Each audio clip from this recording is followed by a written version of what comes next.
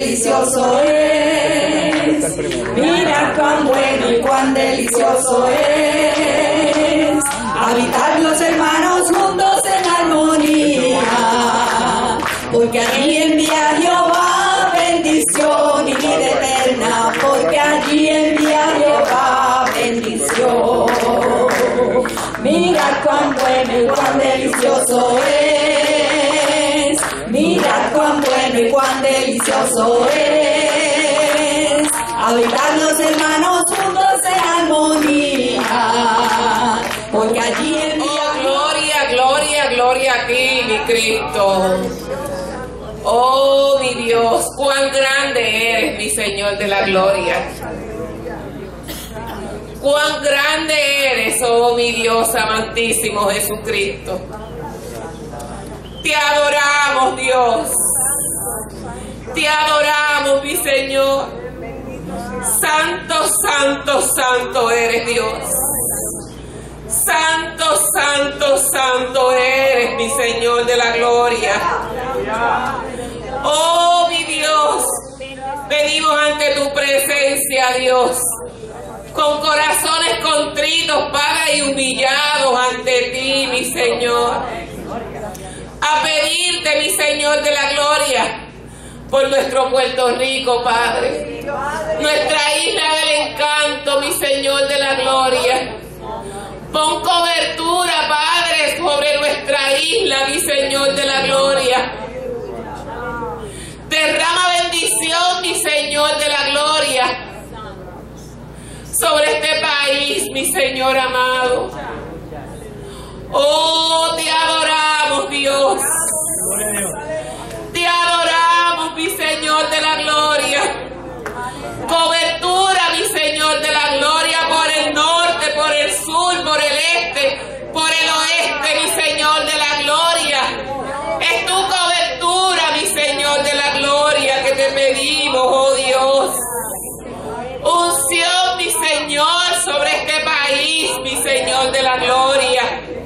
Padre, mira a nuestro gobernador, mi Señor. Mira el Senado, las cámaras, mi Señor de la gloria. Padre, mira las agencias gubernamentales, Padre, y aquellas personas, mi Señor de la gloria, que están dirigiendo, Padre, las diferentes agencias, mi Señor. Te pedimos, Padre de la gloria, que ellos abran su corazón a ti, mi Señor. Oh, mi Señor, que tú abras, Padre de la gloria, su oído y sus ojos espirituales, mi Señor de la gloria, para que ellos te escuchen a ti, mi Señor de la gloria, y puedan dirigir esta isla, Padre, como tú quieres, Padre, que se haga, mi Señor de la gloria. Oh, mi Señor, que en cada agencia gubernamental, mi Señor, que allí, mi Señor, en el lugar de las leyes, mi Señor de la gloria, se abran círculos de oraciones, mi Señor de la gloria. Oh, mi Dios. Oh, mi Señor. Toca, mi Señor de la gloria, aquellos hermanos evangélicos, Padre, aquellos hermanos cristianos, mi Señor de la gloria, para que ellos se muevan, Padre, en el lugar de trabajo, Dios, y lleven tu palabra, Dios.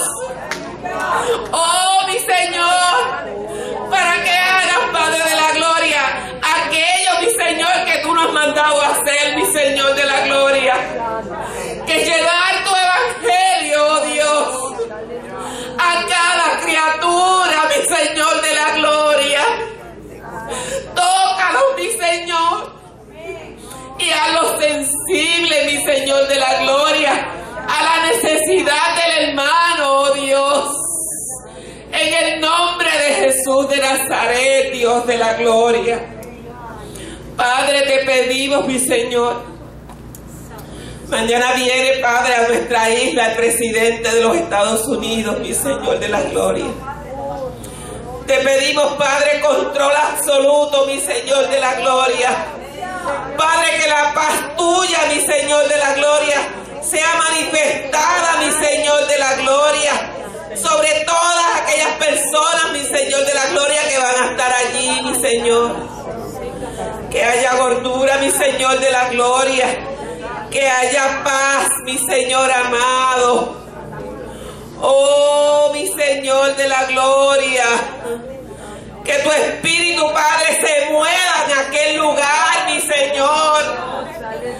Que tu Espíritu se mueva, oh Dios, y ponga paz, mi Señor de la gloria. Que los controle tu Espíritu Santo, mi Señor de la gloria. Padre, que toda estrategia del enemigo, Padre, queda cancelada, mi Señor, en el nombre de Jesús de Nazaret, mi Señor de la gloria. Que la imagen tuya, mi Señor, que tu imagen, mi Señor de la gloria, quede, Padre, en lo alto, mi Señor amado. Nosotros como pueblo tuyo, mi Señor de la gloria, que ante a todo el mundo, Padre, que va a estar mirando, mi Señor de la gloria, lo acontecido en este país, Padre, que demos ejemplo, mi Señor amado. Que demos ejemplo, Padre, no importa, Padre, a qué partido, Padre, podamos pertenecer, mi Señor. Es el amor tuyo, Padre. Es tu amor, mi Señor, lo que nos une a nosotros como puertorriqueños, Dios. Padre, te pedimos, Padre, cobertura, mi Señor de la gloria, sobre el presidente de los Estados Unidos, mi Señor de la gloria. Cúbrelo, mi Señor. Que ángeles tuyos, Padre de la gloria, estén alrededor de él, Padre, cuidándolo, mi Señor amado. Y que sea tocado por ti también, mi Señor. Que sea tocado, mi Señor. Que él venga con un corazón sensible, Padre de la gloria. Padre, derrama bendición sobre él, mi Señor. Y llénalo de sabiduría, Padre. Llénalo de discernimiento, de espíritu, Padre. Y derrama sobre él, mi Señor de la gloria, revelación tuya, mi Señor de la gloria, para que él pueda, mi Señor de la gloria, hacer la misión, Padre, que le corresponde, mi Señor. En el nombre de Jesús de Nazaret, Padre, hemos orado, mi Señor. Continuamos ante tu presencia, Señor. Padre, estamos gozosos en esta mañana, porque este es el día que tú has hecho para nosotros, Señor. Para todos nosotros, Señor, para gozarnos en él, Padre. Y nos estamos gozosos por nuestro hermano Orlando, el pastor Orlando que amamos, Señor. Te pido en esta hora que tú le des una palabra de poder para nosotros, Señor. Una palabra, Señor, que edifique nuestras vidas. La palabra que tú quieres, Señor, y la que tú sabes que necesita nuestro corazón en esta mañana. Gracias, Padre, porque lo usarás con poder. Y te daremos la gloria y la honra a ti, Señor. En el nombre de Jesús. Amén y amén.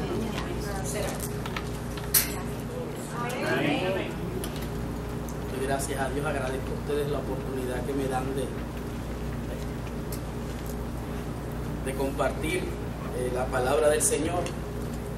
Para mí siempre es un privilegio. Y qué hermoso ese himno. A veces la iglesia dejan de cantar himnos. Yo creo que los himnos tienen tanta bendición porque están acompañados de una historia y de una experiencia personal de la persona que se inspiró, que Dios inspira. Y ese himno en particular yo creo que confirma la palabra del Señor en esta mañana. El Señor es bueno y maravilloso. Tengo que hablar más duro. No se oye. Bueno, en la mano. Esa es la pelea de los sonidistas. Sube el micrófono, baja el micrófono. Y pues, nada, damos gracias al Señor. Hay una porción de la Escritura que me gustaría tocar en esta hora. Marcos 9, del 14 al 29.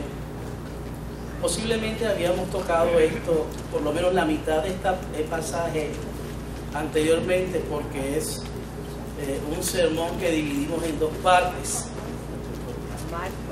Marcos capítulo 9, del verso del 14 al 29.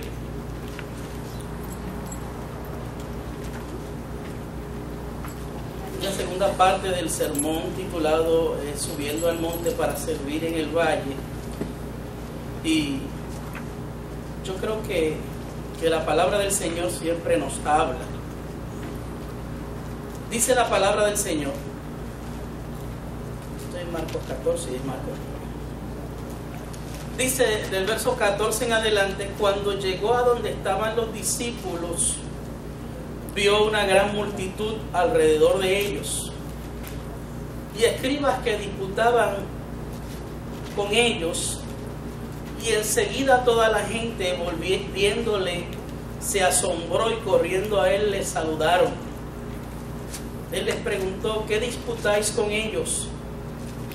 Y respondiendo uno de la multitud le dijo: Maestro, traje a ti a mi hijo, que tiene un espíritu mudo, el cual donde quiera que le toma le sacude y echa espumarajos y cruje los dientes y se va secando.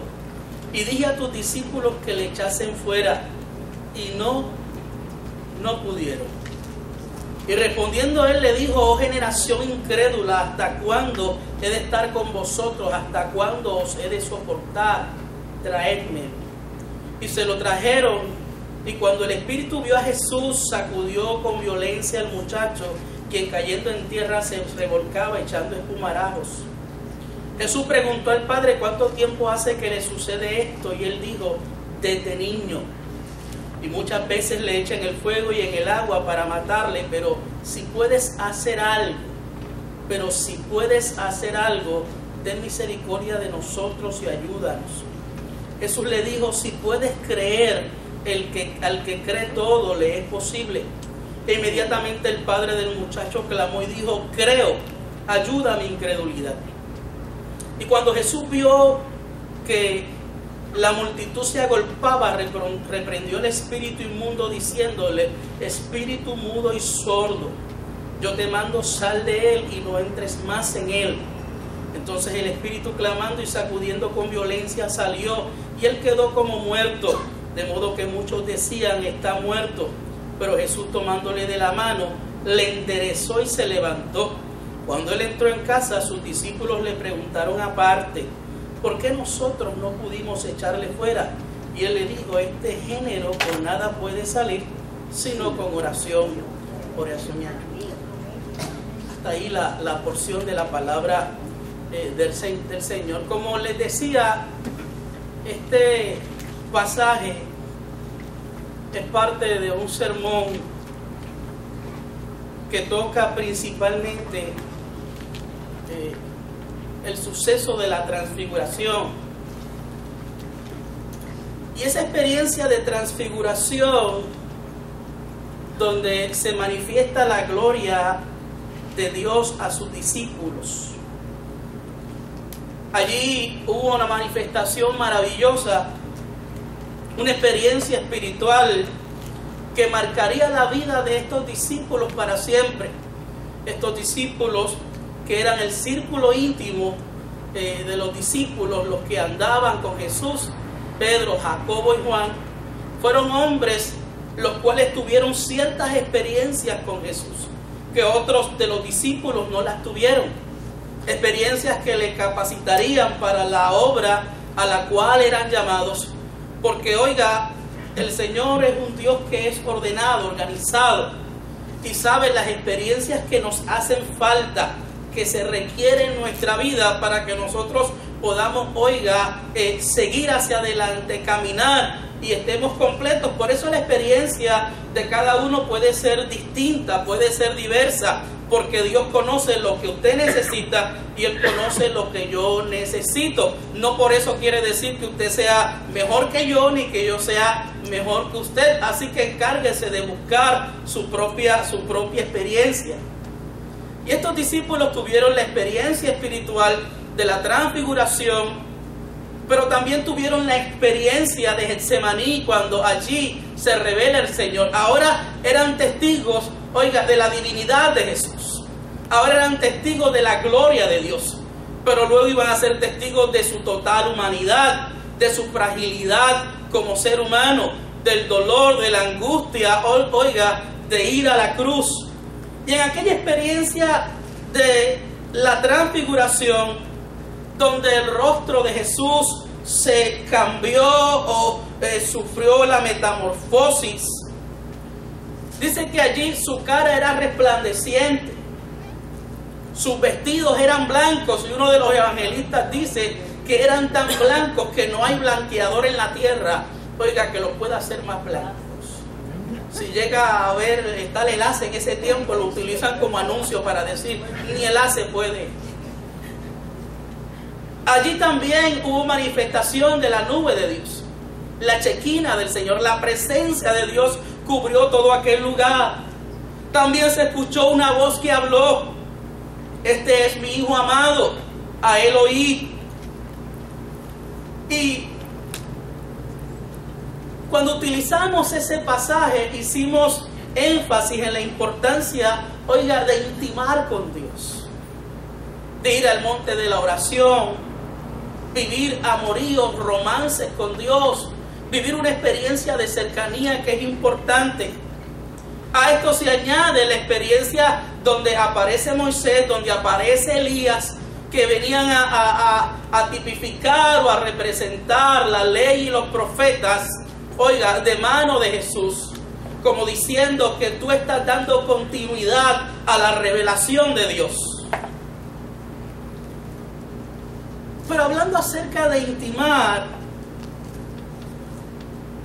hablando acerca, oiga, de esa experiencia espiritual, dice el relato bíblico que Pedro estaba allí y la experiencia era tan grata, la experiencia era tan maravillosa. Los que hemos estado o estamos o vivimos experiencias de intimidad con Dios, oiga, es una experiencia tan confortable, tan agradable, tan maravillosa, tan hermosa, que a veces no hay forma de poder describirla. Pedro dijo, esto está, algunos dirían, esto está querido, ¿verdad? Esto está maravilloso, esto está hermoso, esto está espléndido. Hagamos 3 enramadas, nos quedamos aquí y disfrutamos la experiencia gloriosa.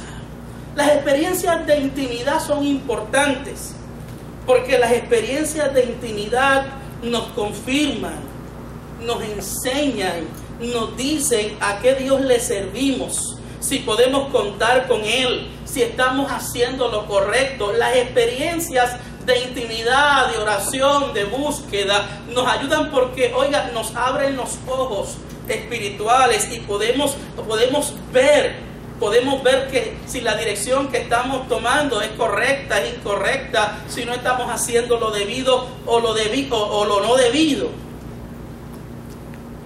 Las experiencias nos nutren para ser efectivos y para ser capaces. No hay manera de que una persona pueda entender a otra si no se comunica. No hay forma de que alguien pueda saber, de que yo pueda saber que iba a predicar hoy si Lourdes no me llama, si no llegamos a un acuerdo, si no nos comunicamos. Y de la misma manera, si el creyente no ora, no busca esa intimidad, no podrá entender, ni saber, ni comprender el corazón de Dios, o lo que Dios anhela, o lo que Dios desea. Pero oiga, hablando del confort que produce la palabra, que produce esa experiencia de presencia de Dios, esa maravillosa experiencia que Pedro no quería que, oiga, terminase, debemos entender algo muy importante.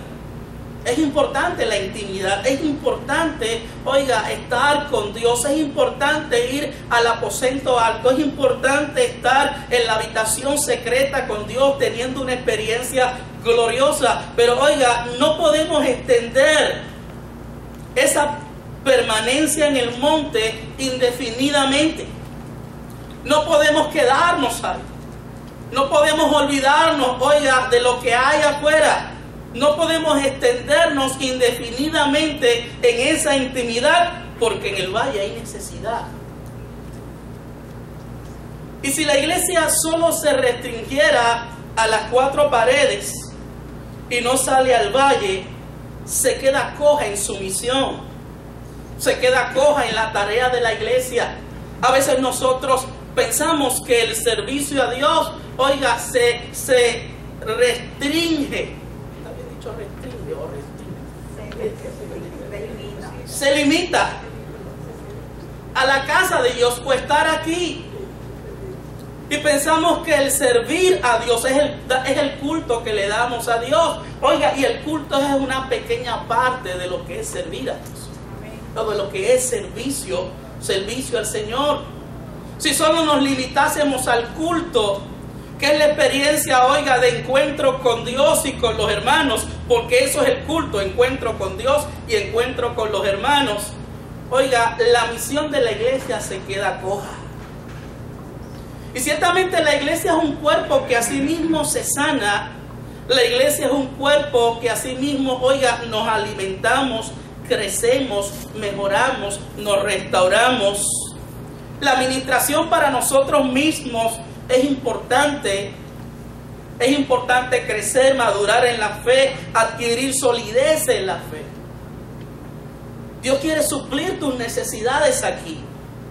Dios quiere sanarte, Dios quiere restaurarte, Dios quiere llenarte, capacitarte para enfrentar la vida, para enfrentar los miedos, para enfrentar los retos. Parte del plan de Dios al traer la gente, al que la gente venga a la casa de Dios, oiga, es volverlos a la funcionalidad, porque la vida nos ha maltratado, nos ha hecho daño.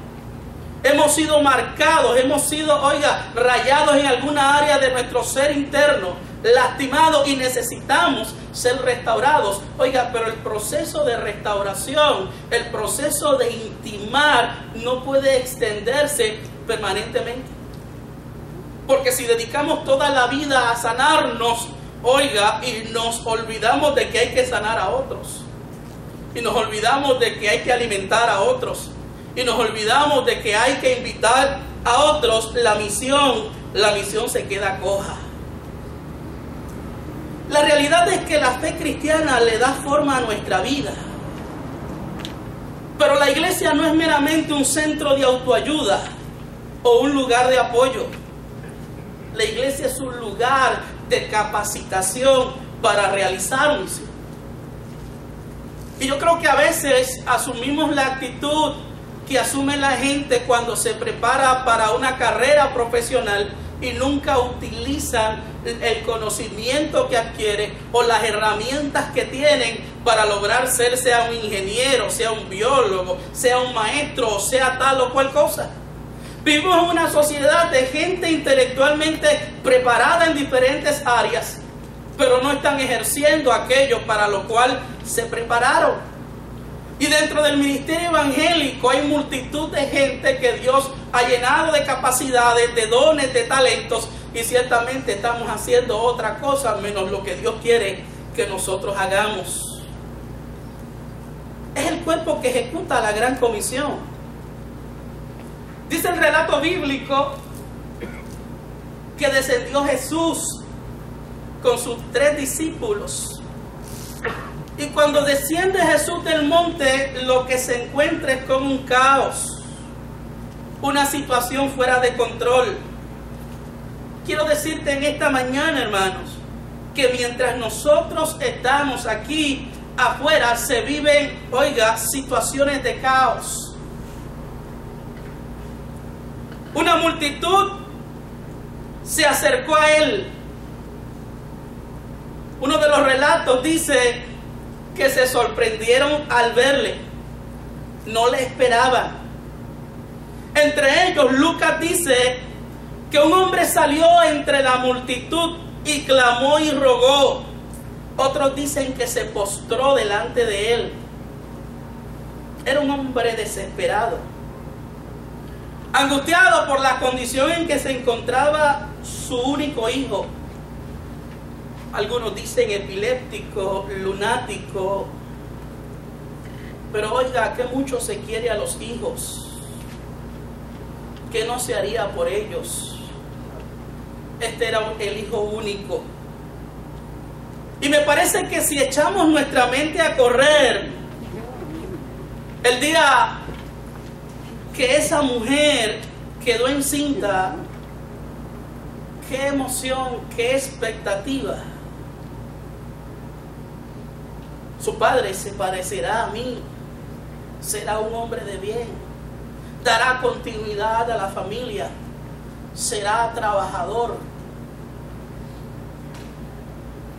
Si yo muero, él cuidará y sustentará a su madre. ¿Cuántas expectativas cuando un hijo viene al mundo? Sabrá Dios la que usted no tenía. Pero estas expectativas se habían reducido, pues circunstancias se lo habían privado.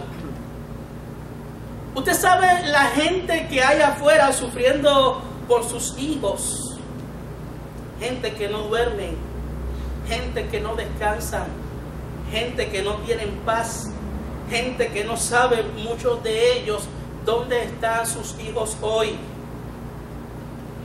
Oiga, hay familias con hijos enfermos que son totalmente dependientes de ellos. Padres a los cuales la vida le ha golpeado con enfermedades críticas en sus hijos. ¿Sabe hoy los hijos que están atados por Satanás a la droga, al vicio, a la pornografía? Y el padre, cuando se encuentra con Jesús, hace una declaración triste. Y quiero enfocarme en esto, hermanos. Vine a tus discípulos, pero ellos no pudieron echarlo fuera. Otros dicen, vine a tus discípulos, pero ellos no pudieron sanarle. Del contenido del escrito se desprende que este muchacho era un caso de epilepsia, además estaba mudo y sordo, todo esto causado por un espíritu maligno. Y hacemos la salvedad que todas las enfermedades nada tienen que ver, oiga, porque hay gente sacando demonios por ahí donde no los hay. Pero adelantándome un poco a lo que dijo Jesús, luego tocamos los discípulos. Marcos es el único que expresa la pregunta de Jesús. ¿Desde cuándo le sucede esto? Y el padre respondió, desde niño. Yo quiero enfatizar en esta mañana, hermanos, que nuestros niños son atacados. Que Satanás quiere destruir nuestra niñez. Que nuestros niños hoy están expuestos a tantas cosas malas como nunca. El maltrato físico, el maltrato emocional, el maltrato sexual, expuestos a la pornografía. Oiga, hay que tener control y cuidado de lo que nuestros hijos ven. A veces por querer complacer a nuestros niños ponemos en sus manos, oiga, tecnología que ellos no están capacitados para trabajar con ella. Ponemos en las manos de ellos cosas que en vez de, oiga, hacerle bien, lo que le hace es mal. Hay que tener cuidado con lo que nuestros hijos ven en la televisión. Aquellos que tienen DirecTV o Dish Network o Cable TV o Cablevisión, lo que sea, tenga cuidado porque su hijo es más listo de lo que usted cree. Tenga cuidado porque su hijo sabe más de lo que usted piensa. Y la información que entra por los ojos, llega a la mente y baja al corazón, puede ser tan dañina que lastime, que le haga daño a su desarrollo emocional. Así que hay que estar al tanto a lo que nuestros hijos están expuestos. Es importante que tengamos control y cuidado. ¿Dónde nuestros hijos van? ¿En qué casa nuestros hijos se meten? ¿Con quién nuestros hijos comparten? A veces nuestros hijos van a casa de un amiguito o una amiguita y usted a lo mejor conoce al papá o conoce a la mamá y es importante esto, pero a lo mejor no conoce al otro que va, pero a lo mejor no conoce las malas costumbres que tiene el otro y ciertamente usted piensa que está seguro y oiga, no sabe. Lo conozco de niñas que han sido tocadas en cumpleaños. Lo conozco de compañeros del colegio bíblico que cuando eran niños, la joven o la muchacha que les cuidaba, oiga, les tocaba en sus partes. Y hay que tener cuidado. Y en esto, oiga, hay que ser manso, pero oiga, hay que tener conciencia. Porque ciertamente cualquier descuido puede ser tan dañino.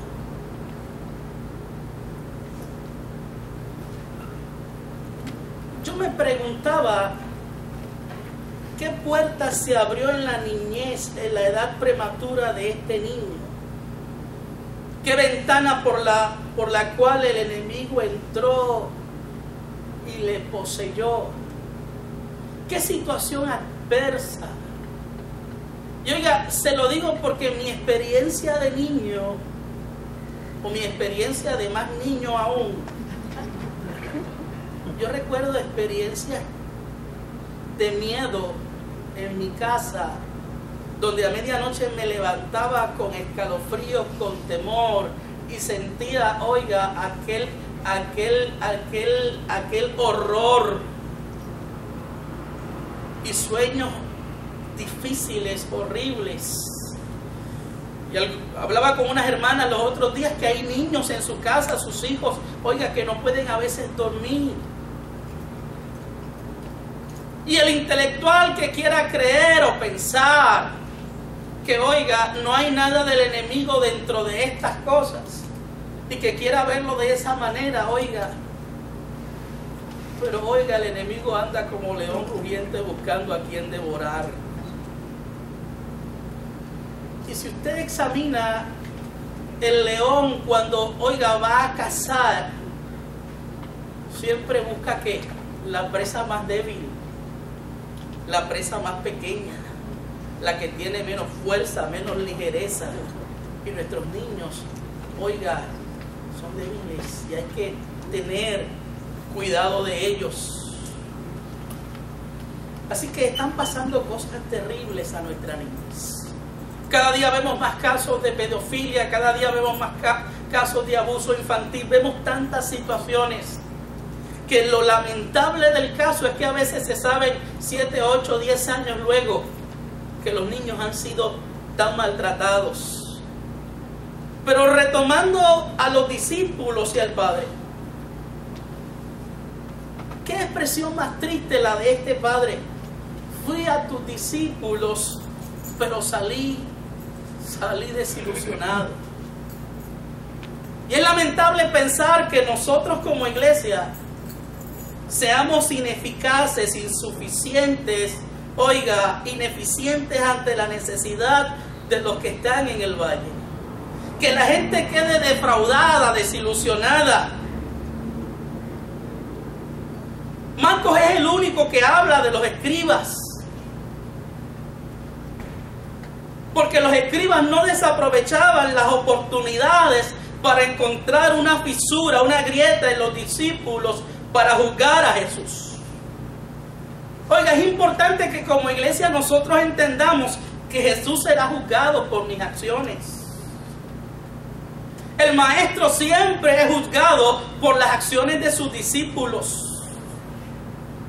Y algo importante que me enseña esta escritura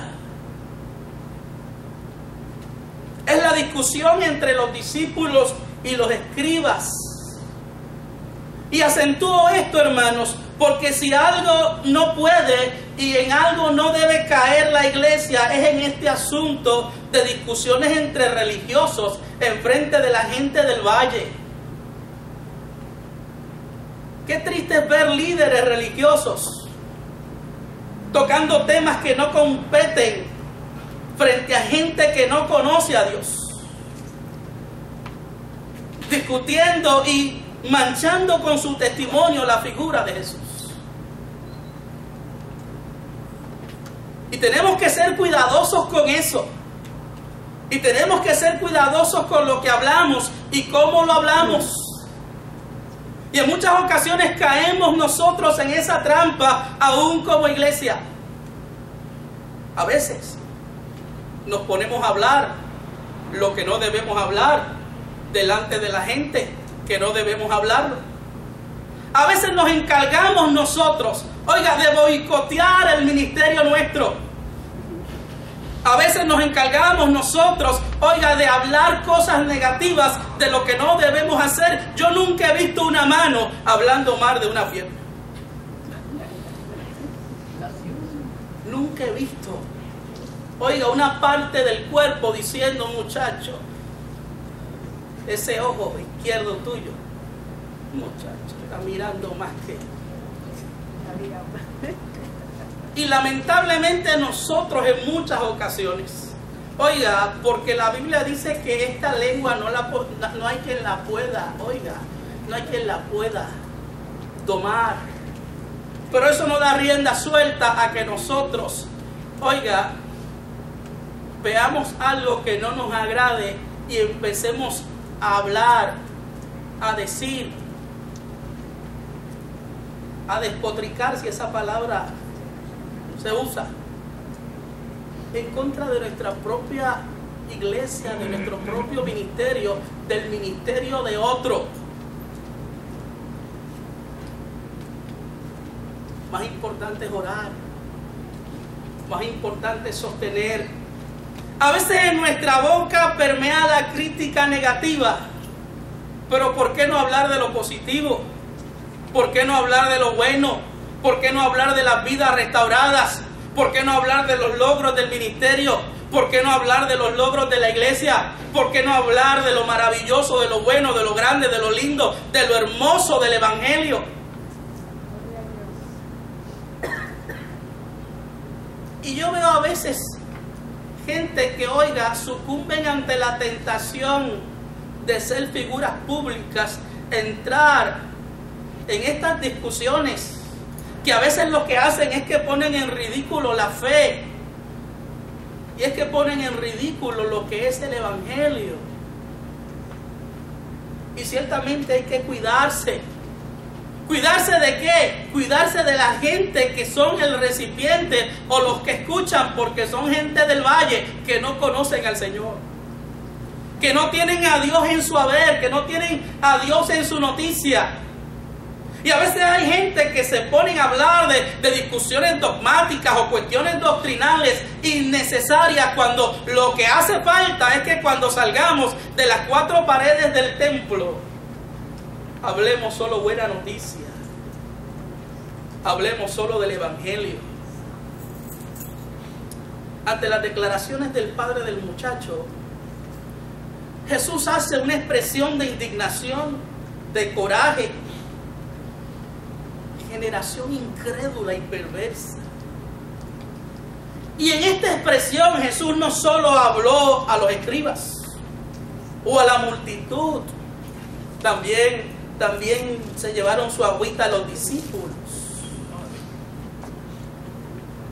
La incredulidad es un estorbo para que el poder de Dios sea manifestado. Una multitud con mente dividida, buscando cada cual lo suyo, no es un buen ambiente para la manifestación milagrosa. Si usted ve la experiencia de la iglesia primitiva, oiga, el elemento esencial dentro de la iglesia es que estaban todos unánimes juntos. Es que estaban todos, oiga, en un mismo sentir. Es que todos eran de un mismo corazón.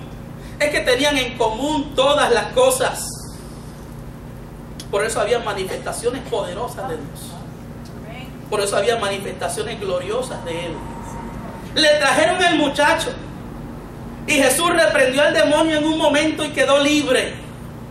Pero note bien algo, Jesús se encontró con un caos, indignado con la multitud, indignado con sus discípulos, pero Jesús fue a lo que era prioritario, a la necesidad del muchacho. Es como decir, no sé cómo voy a cambiar a estos discípulos míos, pero en este momento voy a ayudar al padre y al muchacho. Mire, la iglesia no se puede enfocar primero en cuestiones doctrinales o teológicas. Primero hay que suplir la necesidad de la gente. Primero hay que bendecir al que está necesitado. Primero hay que sanar la herida. Primero, oiga, primero es el querigma, primero es la proclamación del evangelio. Luego los educamos, luego los enseñamos. Jesús le devolvió a aquel padre la esperanza. La fe de aquel padre que fue maltrecha por la ineficacia de los discípulos.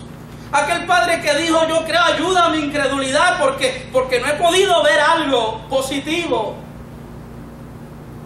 Aquella fe débil. Usted sabe, la gente que está afuera, desilusionada, maltrecha su fe por acciones nuestras. Porque su necesidad, oiga, no ha sido bien trabajada, no ha sido suplida. Ha sido restablecida la fe. Oiga, hermanos de la célula, debemos procurar restablecer la fe en la comunidad que se ha perdido. Las personas que están desilusionadas, frustradas, heridas con la iglesia, lastimadas. Hoy más que nunca el testimonio de la iglesia ha sido manchado por malas prácticas de muchos llamados discípulos de Jesús. Y la Biblia habla y es clara cuando dice que seremos bienaventurados cuando hablen de nosotros todo tipo de mal, pero que lo hagan mintiendo. Ahora, me gusta cómo Jesús hace las cosas. Ya estamos terminando.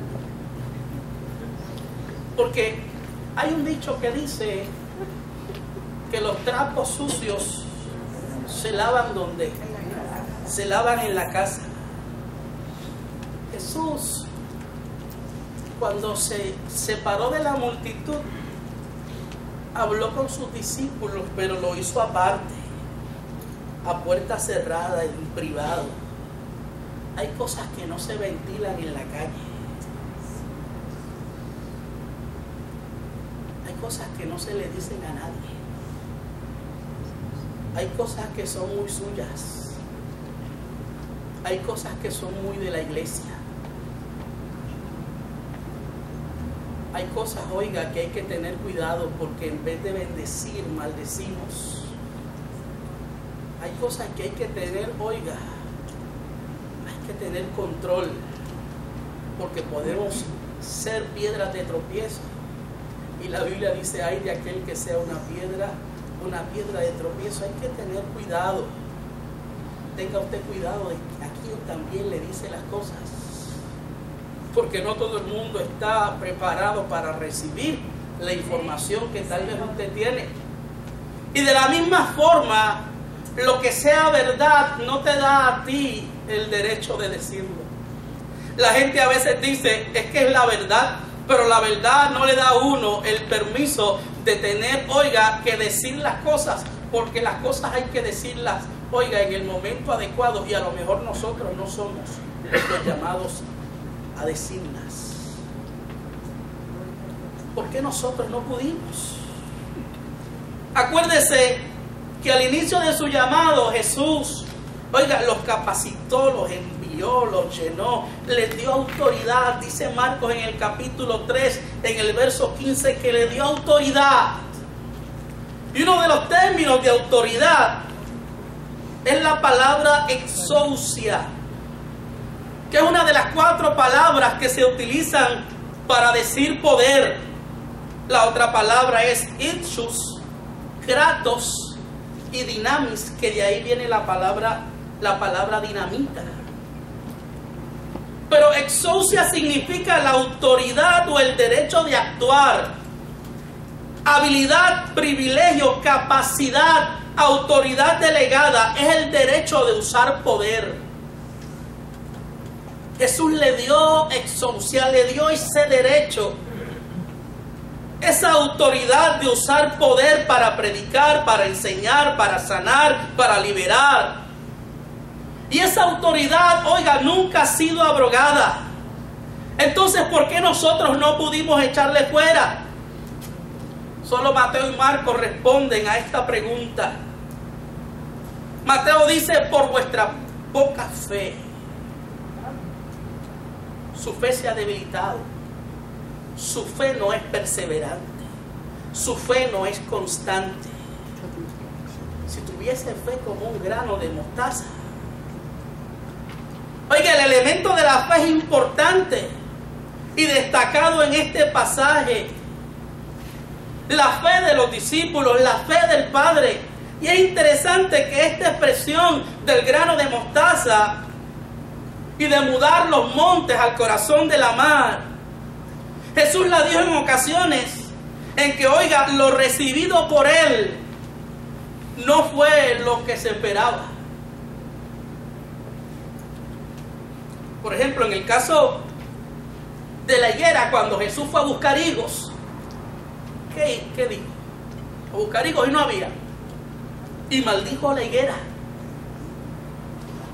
Pero la lección de esto es que si la fe fuera perseverante, una fe, oiga, luchadora, como la lucha que tiene el granito de mostaza para sobrevivir, la fe tendría logros extraordinarios. ¿Por qué la fe de los discípulos era débil?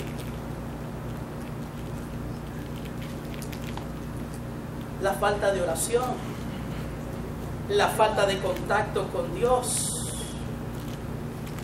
Este género, otra versión dice, esta raza o tipo de espíritu no sale si no es con oración y ayuno. Lo que pasa es que en el original la palabra ayuno no sale, no aparece.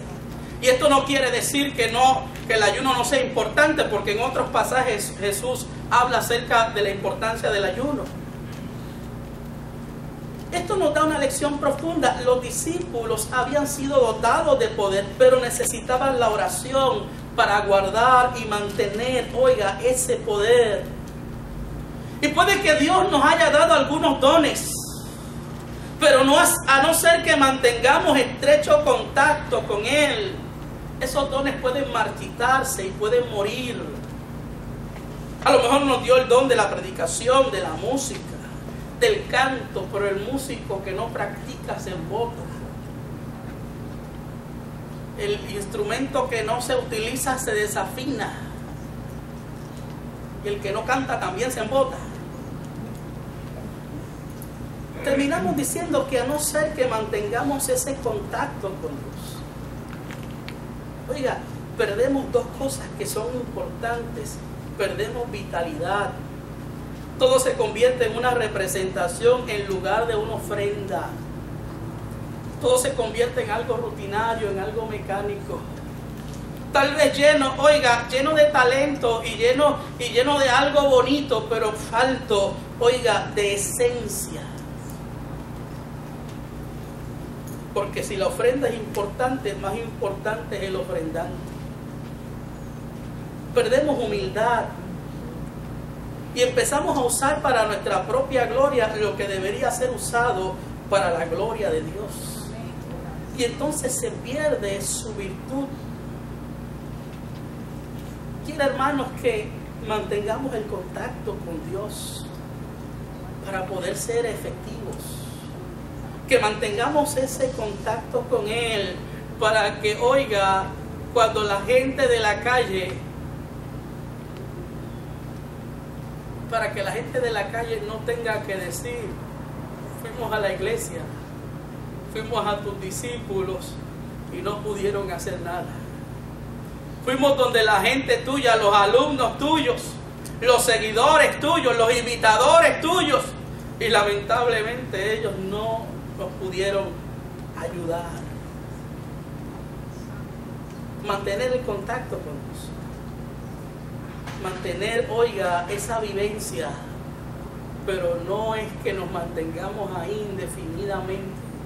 De ahí salimos al valle a bendecir, aquellos, oiga, que no tienen a Dios. Ojalá, hermanos, podamos suplir la necesidad del que está en el valle y que el nombre de Dios sea glorificado en el valle por nuestras acciones.